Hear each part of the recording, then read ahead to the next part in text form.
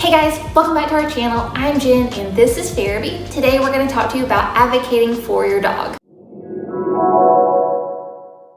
A big part of advocating for your dog is making sure your dog realizes that they can trust you and you're not going to put them in any situations that could be harmful or scary or just something they don't want to be part of.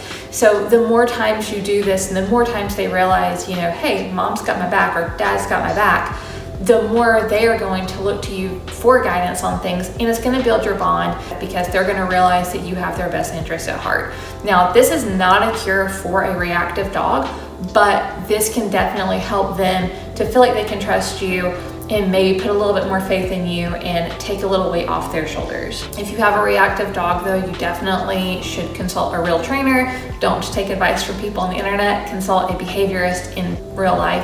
That way they can help you work through that. But on the topic of trainers, advocating for your dog in a class or a training situation, there are many people who have many different training styles, and we don't always agree with those training styles for our dog. If you know your dog and you know what your dog responds to, and you get into a class that is maybe not something you think your dog is going to respond to well, advocate for them.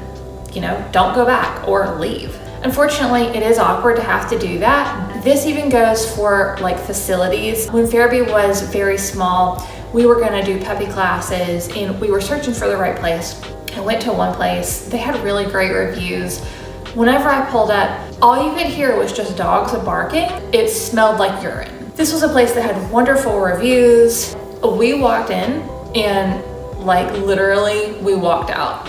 And they called me, I just didn't answer. I'm not trying to be a jerk, but the thing is, I could tell from that, it's not for us. It was too loud. There was no way this was gonna work for us. And also, it stunk. At the time, she was maybe 14 weeks old or so. She was young. So I felt like being around a place that was indoors that smelled that highly of urine would potentially set her up for failure as far as house training goes. And at that point, she wasn't having accidents. I didn't wanna engage in something that could potentially mess her up. If you go to a class and maybe there's a dog that you feel weird about, then ask if you can switch classes. Or if you just don't like the whole entire program, then just get out of it. There's nothing wrong with that. You don't owe anyone an explanation for advocating for your dog, just like you would advocate for your small child. Another way you can advocate for your dog is by using cues instead of commands.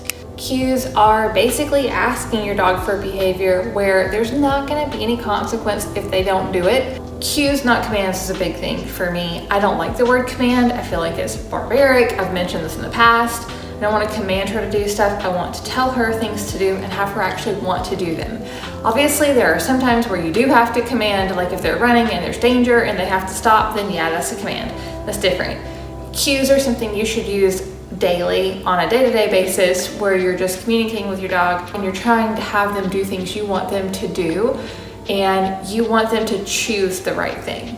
Where a command is you have no choice. If you do the wrong thing, there is a consequence. So of course you always want to protect your dog from physical harm and emotional harm. Trying to assess danger, so to speak, which that sounds really dramatic if you're on a walk in a place you don't normally go, just trying to kind of keep them maybe closer to you and assessing the situation as far as looking ahead, making sure there's nothing that would potentially be harmful to them. That could be things like glass, even silly things like rose bushes. So dogs like to sniff and rose bushes have thorns.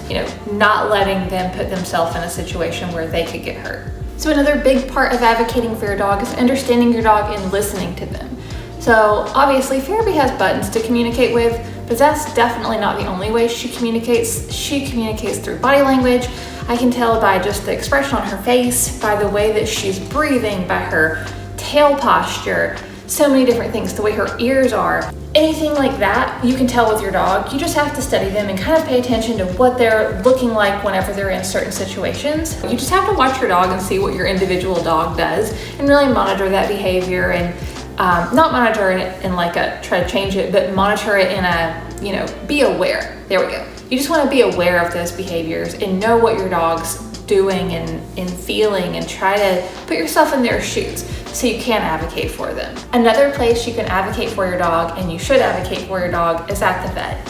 So you should trust your vet. You should feel really good about your vet, but I don't care what vet you use. There's probably gonna be a point in time where maybe you don't necessarily agree with something, or maybe you feel like something could be done differently. And that's a time when you would advocate for your dog. Advocating for your dog at the vet goes further than just your routine visit. This also goes to doing research for the flea medication. It is sunny. Yes, it is sunny on the porch. We'll go out in just a second, okay? Yes, it is sunny on the porch. Good job. We'll do that in just a second. She wants to go on the porch because the sun came out. It's been raining all day. So flea prevention, tick prevention, heartworm prevention, all that stuff. Do your research on those things and make sure that you are actually knowing what you're putting in your dog's body. This is a big part of advocating for them. We could go on a deep dive on this topic. I'm not gonna do that here because I feel like everyone needs to do their own research for things, but I will tell you that's part of advocating for your dog. Make sure you know what is being put into your dog's body as far as the routine stuff that they tell you to do every year. Do your own research on those things and make sure that you are comfortable with that. And weigh your pros and cons on that stuff. Obviously, you guys know I'm not a vet. I think you should do your own research, but I also think you need to be aware of what's going on, and that's part of advocating for your dog. Of course, also protecting them from emotional trauma. So anything that would potentially be upsetting to them. A good example of this would be dogs running after them. Maybe if you know there's an off-leash dog walking around, just turn around and go the other way if possible. That way, it could be a friendly dog, but also could not be a friendly dog. And it would be super upsetting for your dog to get run up on. If you see a person or a child or something and you feel like that person's going to be annoying to your dog, a good example of this would be maybe a child who's really excited about a dog and you know your dog doesn't particularly care for kids, maybe like an intoxicated person, something like that. If you see anything like that, take your dog and turn the other way before the person has a chance to get to you. And obviously, this is really true for service dogs, but this can be true for other dogs too. Every dog should be advocated for and treated with respect and not be put in situations that would potentially scar them. Of course, advocate for your dog by doing research on dog food. Don't just get what somebody tells you, even if it's your vet. Do your own research, make sure you feel good about it. There are a ton of studies on dog food, so make sure you're using a good quality food. The one we use is Life Abundance. We use the All Stages. That's what Fairby has used her whole entire life. So her breeder had recommended Life Abundance, and that's what she uses with her dogs. And so, of course, I did research to make sure I felt good about it. And we were using, with my other dogs, I was using Farmina. I also used Koha too for wet food, but anyway. And I liked both of those a lot. I had done a lot of research to try to, feel like that was the right thing. But whenever I found out about Life Abundance, I was like, this is actually a lot better. So that's what we use now. Do a food comparison on your own, narrow it down and kind of compare and see, and then go read reviews from real people, what they've said about it, because if it's a food that's made dogs sick, people will write about it and you can find that information on the internet. Part of advocating for your dog is making sure they have all of the complete nutrition they need. So this could be additional supplements. Maybe if your dog is particularly active, they might need like a joint supplement from a young age.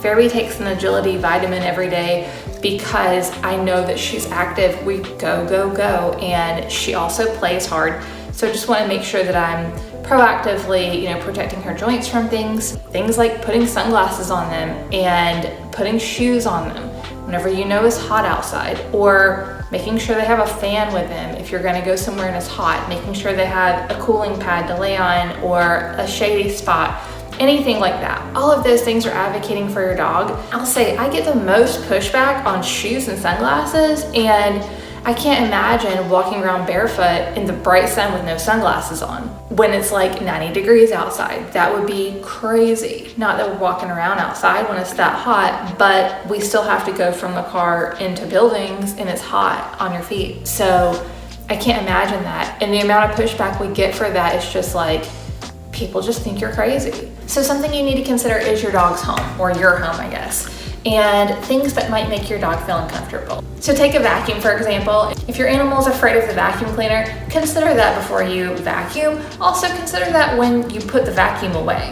So if your dog's afraid of the vacuum cleaner, cats too, by the way, but we're gonna use dogs for this. If your animal is afraid of the vacuum cleaner, make sure that they see that you have the vacuum cleaner out. Make sure they can go to their safe space, or if they're so afraid that they are afraid to move, then put them somewhere when you vacuum. It's super easy to advocate for them in this way, but it makes a big difference. And Fairby is not afraid of vacuum cleaners. None of my dogs have been, actually. I have had cats that were afraid of the vacuum, and it's a huge thing for them. Like, there's no reason for them to be so afraid of something that you can control. And they don't know that it's not gonna hurt them. It's just loud and scary. So advocate for them. Like, don't put them in a situation where they're gonna be around stuff that's scary. That can even be simple stuff, like maybe they're afraid of a broom, maybe they're afraid of a mop, maybe they're afraid of a kitchen appliance, you know, maybe there's a new piece of furniture that they're not sure of. Anything at all like that that you can control and you can, you know, keep it away from them and let them warm up to it, then do it. They deserve to feel safe in their home. You need to advocate for them as far as what is allowed in your home. So if your dog is afraid of other dogs, don't let other dogs over. Same thing with kids. If your dog is afraid of kids, or if your dog doesn't like children, it's okay to say to people they can't bring their kids to your house because your dog doesn't like kids.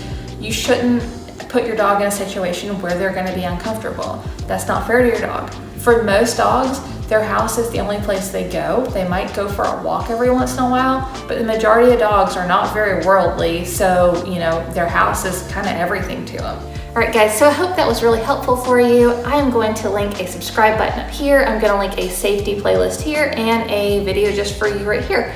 And we will see you soon. Bye, guys.